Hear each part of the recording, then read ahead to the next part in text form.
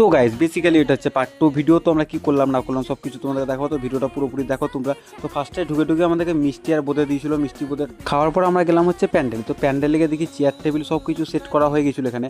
তো এরা হচ্ছে গ্রামের মানুষ, এরা সন্ধ্যের দিকে খাওয়ানো স্টার্ট করে দেয়। তো ফার্স্ট ব্যাচে আমরা বসে গেছিলাম, কারণ কি আমাদেরকে বাড়ি যেতে হবে। এদের বাড়ি থেকে আমাদের বাড়িটা তো অনেকটাই ডিফারেন্স, মোটামুটি ঘন্টাখানিকের ব্যাপার। আর রাতে আমরা থাকবো না, সেই জন্য বাড়ি চলে যাবো বলে ফার্স্ট ব্যাচে আমরা বসে পড়েছি। তো ওখানে খাওয়া দাওয়া সব কিছু দেওয়া স্টার্ট করে দিয়েছে। আর গাইজ আমি হয়তো বহরমপুরের মধ্যে প্রথম যে ভাই সাধ্য বাড়ি থেকে ব্লগ করছি, আমি এর আগে কাউকে কোনো দিন করতে দেখিনি।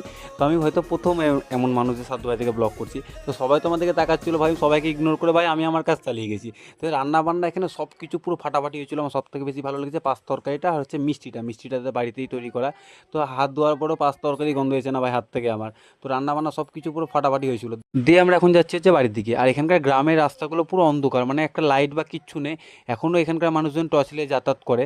তো আমরা এখন স্টেশনের দিকে যাচ্ছিলাম। এদের বাড়ি থেকে স্টেশনটা অনেকটাই ডিফারেন্স, 45 মিনিটের ব্যাপার এদের বাড়ি থেকে মানে স্টেশনটা।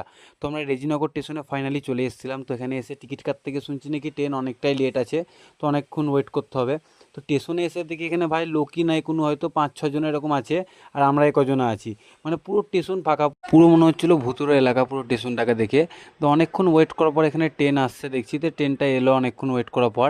তো ট্রেনের মধ্যে আমরা এখন উঠবো। তো ট্রেনের মধ্যে ফাইনালি ওঠার পর দেখি যে পুরো আমরা যে বগিটাতে বসেছিলাম মানে একটা লোক নাই, মানে আমরা এই 4জনাই ছিলাম। দেখো পুরো এই বগিটা পুরো ফাঁকা।